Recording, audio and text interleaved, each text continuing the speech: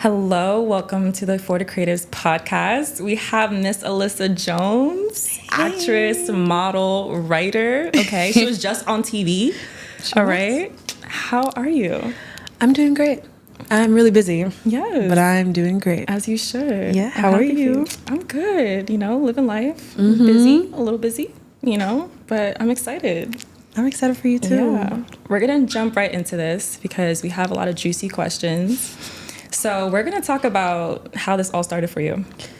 Okay. So what age, what light bulb went into your head? Like just said, I want to be taking this seriously as an actor, as a model, as a writer. What was it? A great question. And honestly, I don't really get asked this question. But when, I always imagine myself somebody, asking me that question because the answer is always going to be, it started when I was probably old enough to form thoughts. 4 years old, 5 years old. I have, the earliest memories of, not being able to, afford so many dolls that I wanted. So I would literally make outfits and make fake movie sets and play with the dolls. And I would have to write out scripts and stuff. And then once I was old enough to audition for a play, I was 8 years old, and I auditioned for my first play ever. And it was Santa Claus or something. It was something in the North Pole. And I was the only kid to memorize all of their lines without the paper. Wow. That's why, my mom was like, maybe you should stay with this. Yeah. And my mom and my dad were just stay with it. Yeah. No, that's beautiful. Yeah. Yeah. Okay, so that was acting. Yes. How did you get into modeling? Ooh. I mean, you're already beautiful, but Thank you. So are you. Yeah, thank you. Thank you. I started modeling when I was 14 years old. I've looked like this since I was 14 years old. I've been this tall, like this, since I was 14. Wow. And I wasn't allowed to have Instagram until I was 14. Okay, so freshman year of high school, I turned 15, and I finally posted one of a picture in one of my friend's studios, and then kind of went did numbers on Instagram, not too much, but the sports company Mitchell and Ness, they DM'd me from their brand account after that one picture. Wow. And they were like, hey, we love this picture, can you come in and shoot with us? But that's usually how it starts too, though, most of the time, just posting on Instagram. And that's why people just post, and then it's always the most beautiful, talented people that don't post, and it's just do it. What are you scared of? Because it could literally surprise you one day. Exactly. Yeah, for sure. My first shoot was a paid shoot, and that was just wild dream come true. And from there, I just did runway, and then I just stopped to start acting. I know it's actually kind of hard balancing both sometimes, but which one do you like better, acting or modeling? Ooh, that's picking children in the divorce. Just a little bit. I would say acting, because I started my career out of spite. Okay.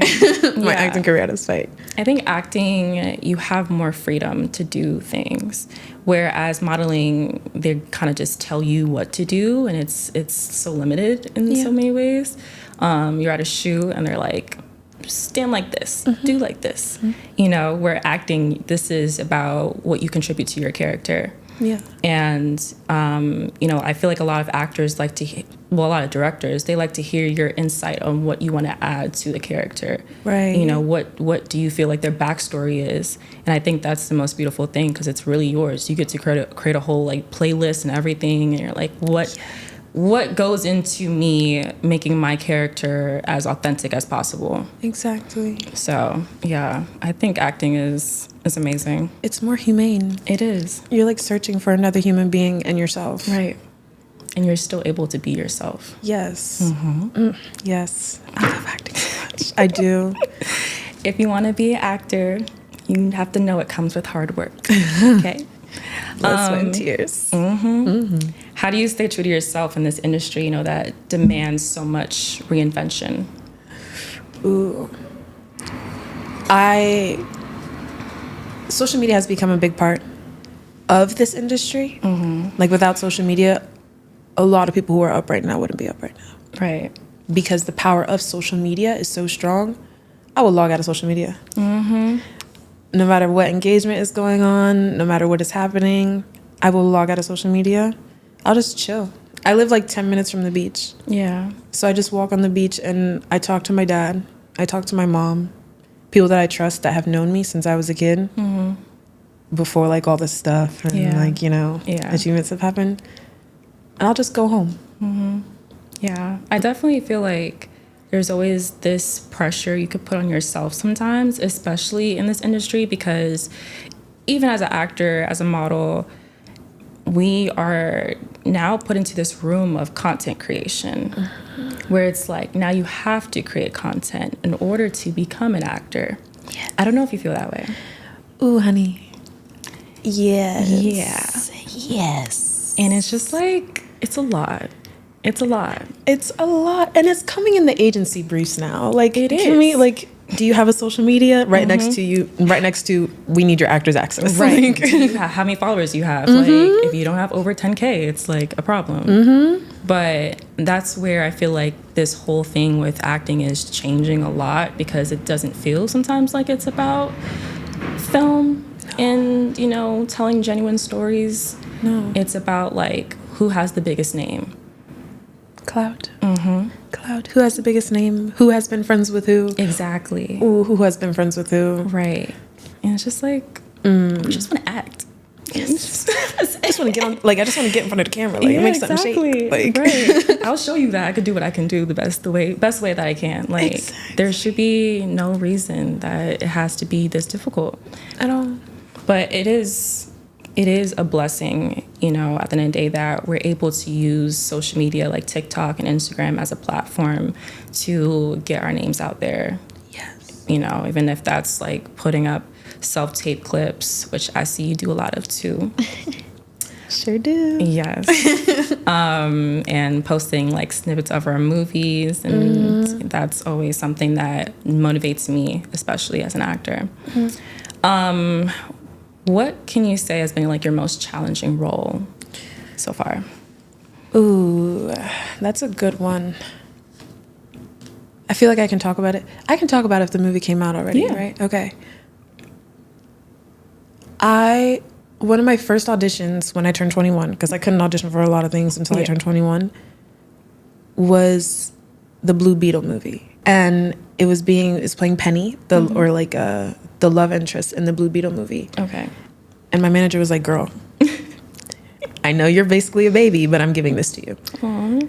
And like getting so close up to like character development and stuff.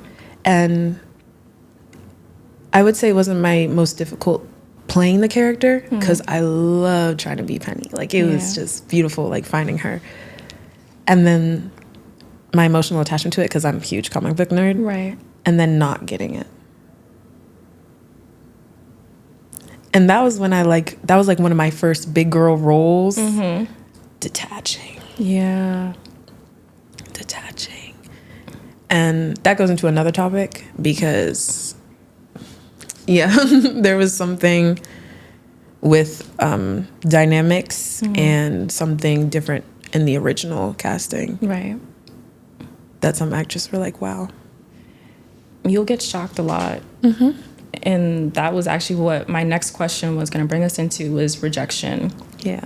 And, you know, how do you handle it? Because a lot of people don't know that you can go as far as a chemistry read and not hear anything back, okay, for months, for weeks.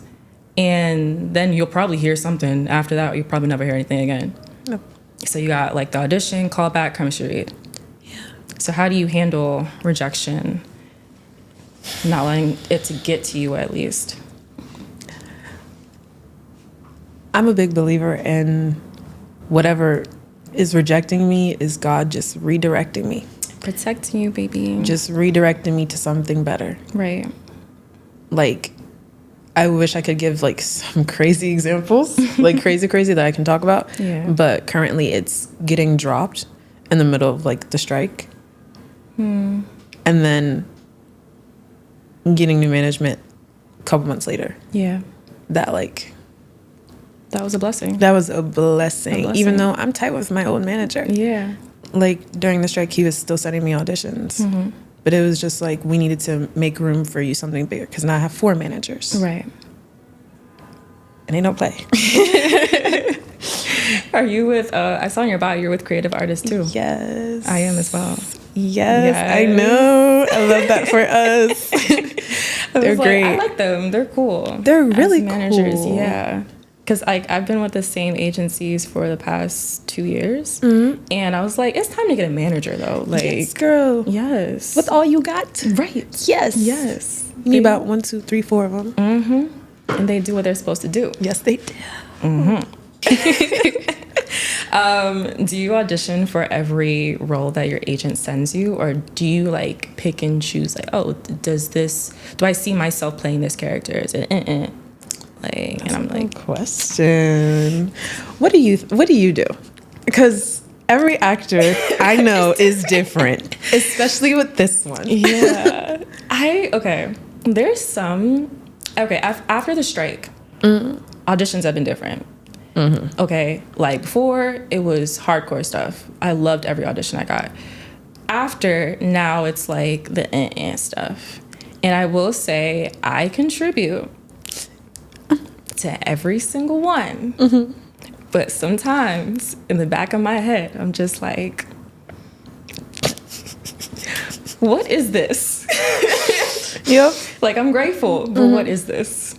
And I'm like, maybe, because I feel like if I don't do it, my agent's going to come for me and send me 1,000 emails like, why didn't you do this? You have an hour left. You have this. And I'm like, so I just do it, when I'm sent this email. Yep. So. It's crazy. Same exact way. Yeah. Same exact way. They'll be like, yeah, Alyssa, what's up? What's up? Yeah. I'll tell them if I'm going through something, which I'm usually like not. Yeah. But I do send in a tape to every single URL. I'm giving in that email. Every single appointment for Alyssa Jones. I'm right under that email chain. Right. Giving my weed transfer. I don't play. Yeah. You can't play. I feel like you just gotta be grateful that you're signed to an agency and just like do what you gotta do. Yeah. Because some people are not signed at all. No. And yeah, I love it. I love it. Even though like it takes a lot of time out. Which is also like, I know you got a 9 through 5, right? Yes, I do. How do you balance all of that? Doing 9 through 5, doing auditions, shooting, casting, your life in general, social life, all that stuff. This is a good question because now I feel like I'm getting into like a more time savvy moment in my life where I'm like actually good time management wise. Right. And I'm important. My role is important. I have a lot of responsibility at my 9 to 5. Yeah. And if I'm being 100% honest, when I stepped into that job, I let them know this was my second priority. I was like, love y'all bad because I get along with everybody there. I'm like, this is my second priority. Right. And they still let me have all those responsibilities now. This is my second priority. I'm in school. I'm a model. I'm an actress. Yes. And I'm working as 9 to 5. Don't play with my time. Right. And what's good luck to me, the supervisor of that job, her dream was to be on Broadway. So she's eating everything up. I'm telling her what I'm doing. Right. She's giving me tips and stuff. I'm just blessed enough to have that. Right. Like, I'm so grateful. I balance it by going to sleep after my 10-hour shift sometimes, waking up, doing an audition, coming home, doing a chemistry read, doing another audition, going to sleep, waking up, doing the same thing again. If I got to go to the gym, I'll go to the gym. That's it. Yeah. It's definitely such a blessing when you can manage your time. And, a lot of times also jobs don't understand that this is your second priority. And I think they try to make it your first. Yeah. You're like, I'm here for probably 1 or 2 reasons. But my main goal is, obviously what it is. Yeah. And so I think that's definitely something I'm very assertive about. I'm just like, sorry, if I gotta leave work to go call back, I will do that. Yes. I'm calling out that exact same I will call that because this is important. Yeah. I think especially at your age, it's very imperative that you know how to do that because you're literally learning from now also to help benefit you later on in the future when things are going to get even way more busier. You want to live the life of a star? You better microdose that life right now. Yes. Microdose it. Just do it. Yeah. A lot of people don't even understand too, like people that are not in the industry, they're like, how do you do all these things? And I'm like, if you want it, you're going to do it. Exactly. You're going to wake up at whatever time you got to do, you know, if you got to do an audition, you got to do it before work, you're going to wake up at like 5 a.m. to do it. Yeah. So you can make it to that 9 o'clock. Amen. When I booked my first TV role, before I went to bed, after my 10-hour shift, I set up my tape that night, like my taping setup, right next to my bed because I didn't have anywhere else to put it. I put my laptop on like boxes and boxes of shoes. Yeah. And it was ironic because all those boxes of shoes were shoes that were sent to me for free. I put my laptop on it, I taped, and then I was good to go. Yeah. Those were always the best type of auditions, though. The ones you put in the most effort for. That always shocks you. What was your process like for finding an agent? I didn't know what I was doing, being completely honest. Nobody does. Nope. I learned how to make a package, create a reel for myself, and get new headshots. I was like, okay, I'm gonna do it. I'm gonna be serious for like 5 months straight about getting an agent, not just freelancing. Right. I cultivated all my stuff. In 1 month, I created a list. You know how you go on IMDb Pro. Yes. You make all those lists of all those agents, like every actor does. And then I just went off the list. Not even emailing the assistant. I was emailing the CEOs. If you can't get to the assistant, get to the CEO. No, baby, I went straight to the CEO. You don't give up. You push that door open. Yes. You kick it open. You kick it open. There was people who were biting back. And it was good, and then they couldn't get to a meet. And then there was one person where I didn't really want to email. Yeah. Because, like, I wasn't sure because they were just so big. Like, I was just like, I don't know, you know. I'm me. So that self-concept has changed. I emailed her by accident. Yeah. Like, I typed the email, and then when I went to press close, I pressed send.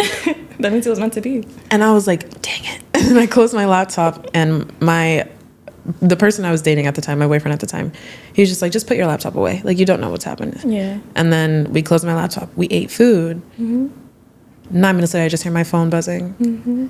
The CEO, she emails me back within like 9 minutes of watching my stuff, sends me to one of her people, and then I get signed the next week. Yeah.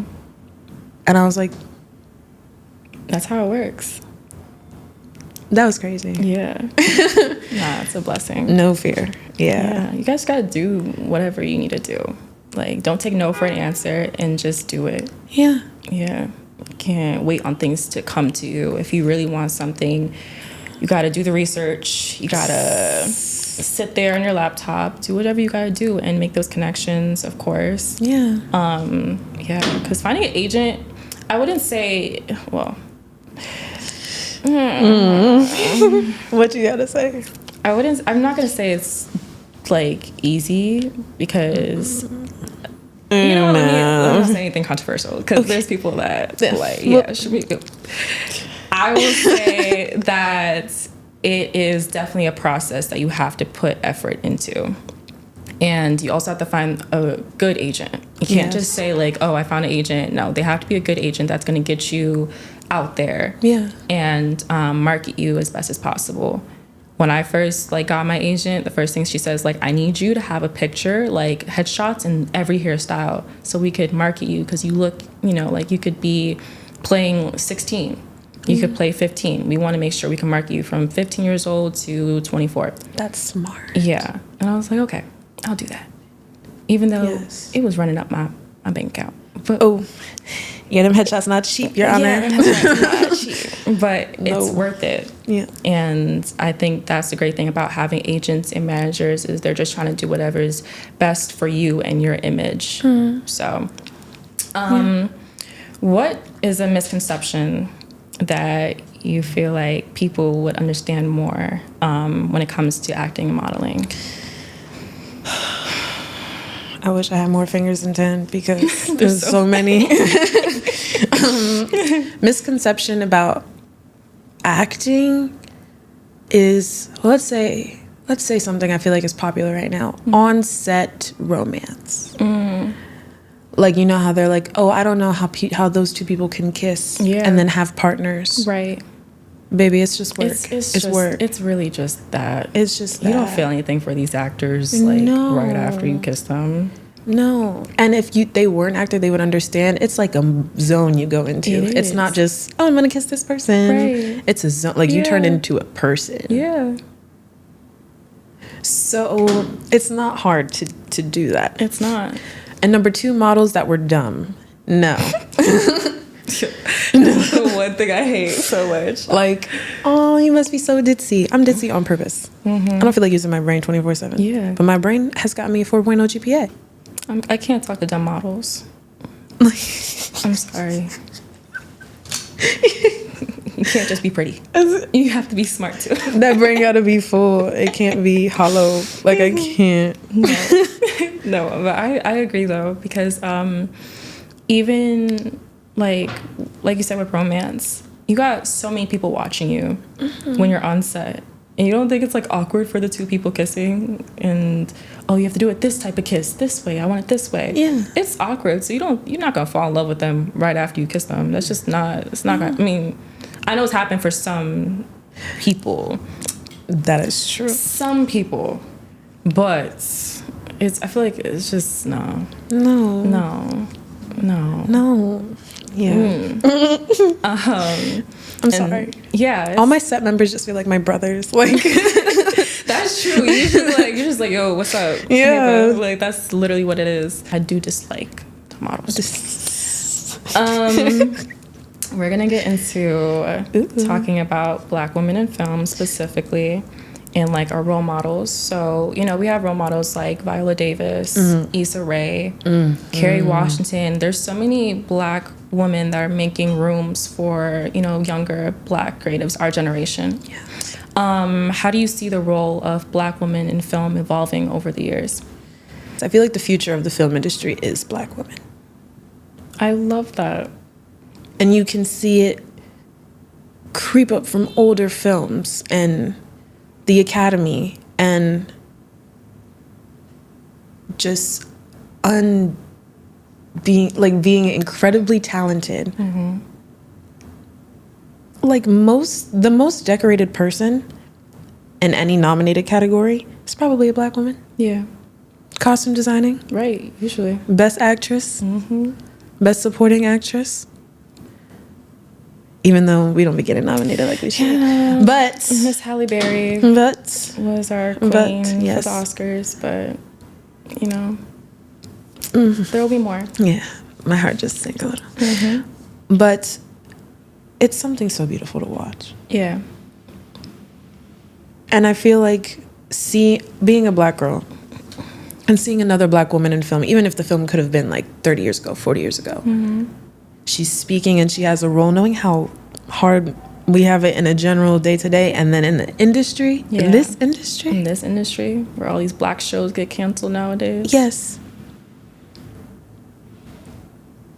Like, it's astounding. Yeah. Wicked, biggest movie of the year. Miss Cynthia, queer and Black. Yes.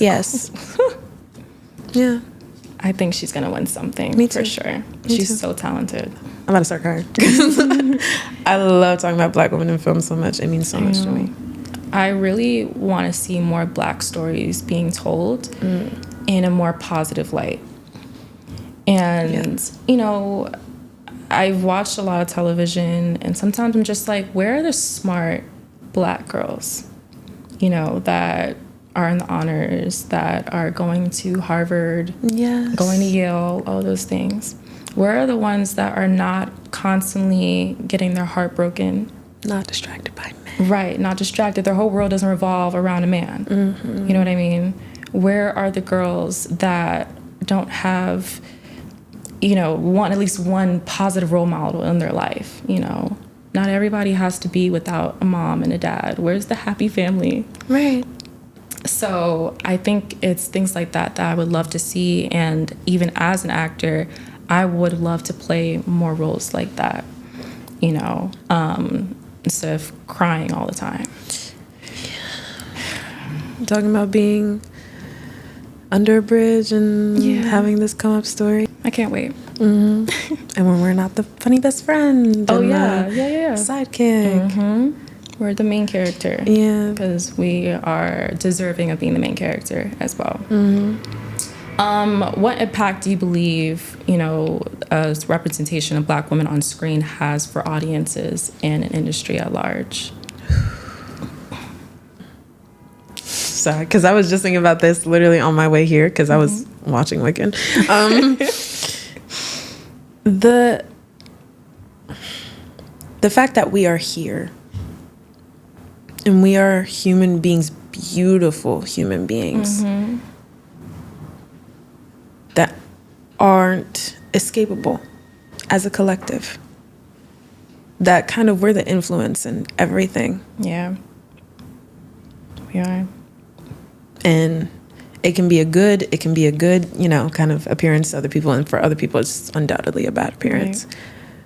But whenever we're the pinnacle of talent in something, like, hello, Jennifer Hudson, Dream Girl. Yes. We're also nitpicked for every single thing. Yeah.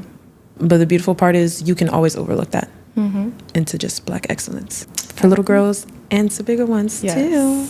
I think that is something that, this is one of the reasons why I'm having this podcast, is to encourage and motivate not only girls, Black girls, but also guys too, that this is possible. So someone like Alyssa is proof, especially in this generation. Because I know that when I was like a little bit younger, obviously, I didn't see too many Black leads, or I would see Black people obviously on the screen, but it wasn't as common. Yeah. We had our shows like Moesha. Yes. I literally love watching Living Single, things like that. But I wanted to see more. And I think once I saw more, that's when I started to believe that I could be an actor as well. So this is, the main reason for all of this is to show that it's possible if you put in hard work. Yeah. Who is Alyssa? When she's not acting or modeling, what do you do when things are slow? When things are slow. It's funny because I write movies. I will either write a book or write movies. And if I'm not doing that, I'm probably watching a movie. It's bad for me. Just love films. I'm probably watching a movie and then waiting till the end of the movie to find out who the wardrobe designer is. And I stalk that wardrobe designer. I find out if they have a website. And then I'll design clothes. That's beautiful. And besides that, I really love astrology, studying it, and meditating. That's all I do. Okay. What's your sign? I'm a Pisces. Ooh, I don't know too many Pisces. You don't know too many Pisces? No. Tell me some traits about a Pisces. Oh. I would say creative. Okay. Definitely creative. Feisty. A lot of people don't think that we're feisty, but I was raised by a Pisces, and that woman is feisty. Extremely sensitive. Like, I cry probably almost every day, but it's a good cry sometimes. Okay. Yeah. But yeah, that's also because I'm dramatic. Pisces are dramatic. And I know that they're top 3 manifestors out of all the zodiac signs. What are the other 2? Capricorn, Aries. Okay. Yeah. Is Pisces a water sign? Okay. Come on, look at you. Okay, I know a little something. Okay. No, that's cute. Okay.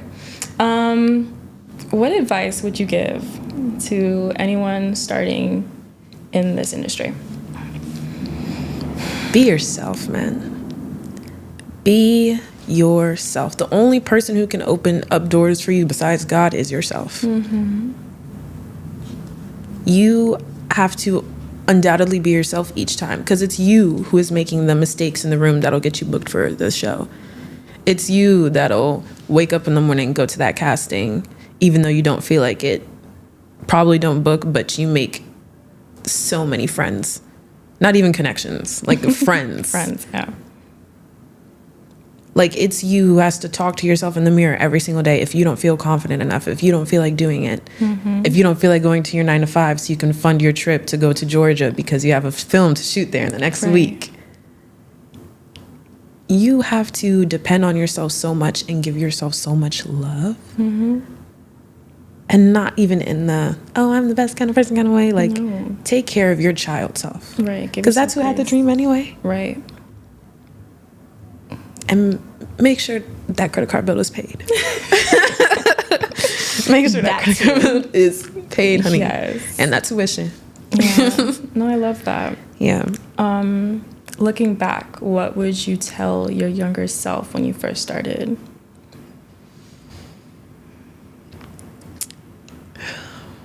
Little me was such a firecracker. Oh my God, that girl was insane. Now I think about it. Don't even second guess yourself, because you have no clue. That's what I would say. And she would know exactly what I mean. Like, second guessing is probably second to comparison is the devil. Like, comparison is like the worst for you. You can't compare yourself. Yeah. Because everybody's journey is different. Yes.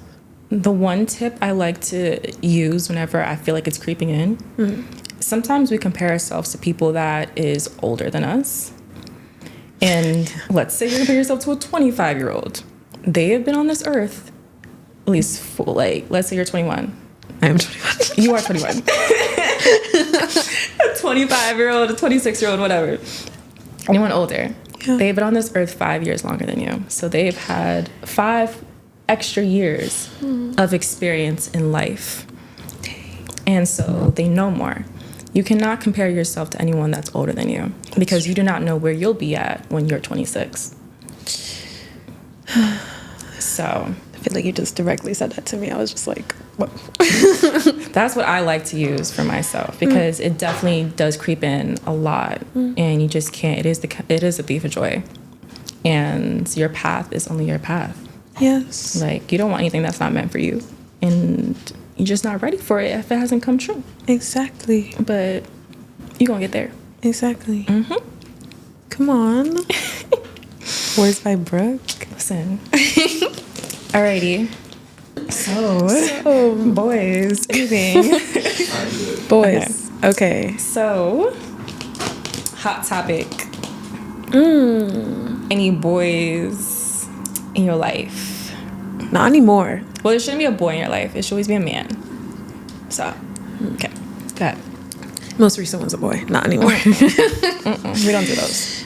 Really controversial topic. Do not get into a serious, heavy invested relationship. Like, serious. Like, What is serious to you, though? Like, serious to me is like borderline fiance. ooh. Like, okay, because as an actress, you gotta move. Yeah, a lot. You gotta go.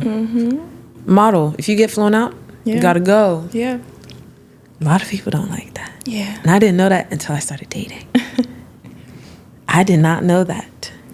Insecure people don't like that. Yeah. There's a lot of them. Yeah. Yeah. There's a lot of them. You should be able to trust them while they go. But, like, why wouldn't you want them to be doing great things? Exactly. And that's, like, you're being unsupportive. Why? And that's good, though. Like, you don't want nobody. No. That's a blessing. Congratulations. True. Yeah. Yeah, my most recent sneak diss on TikTok about an ex that was not supportive of that went viral recently. He went viral? No, I went viral. You went for viral. sneak dissing. Oh. And I never post sneak diss. Disses. No, I never do. The one I post has almost 1 million views. No. Oh. No. Oh. And you can avoid that by not being in a relationship. Yes. I don't think the advice is to not be in a relationship. No. The advice is just to not be in a relationship with a boy. That's true. That wants you to settle down instead of focusing on your career. Right? Yes. Make sure that person is supportive of your future. And if they're not, Tell them where the door is at. Yeah. Okay. It's right behind them. Turn around. Yeah. Yeah. I have a really funny story that I literally wouldn't tell anybody. Yeah. But since this is here. Yeah, you just have to. I literally, the first time I had one of my serious TV bookings, I ironically had a whole bunch of photo shoots and fittings lined up that weekend. And I booked a TV show and I had to fit in another fitting. Yeah. And I didn't have I wasn't living in New York at the time. And I was like, okay, I'm going to text one of my random,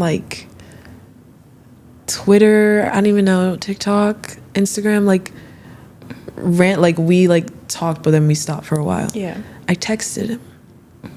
And then we dated just for that week. That I had to stay in New York. Yeah. Yeah. It's interesting. And, oh wait, I don't know if I should tell this part. What?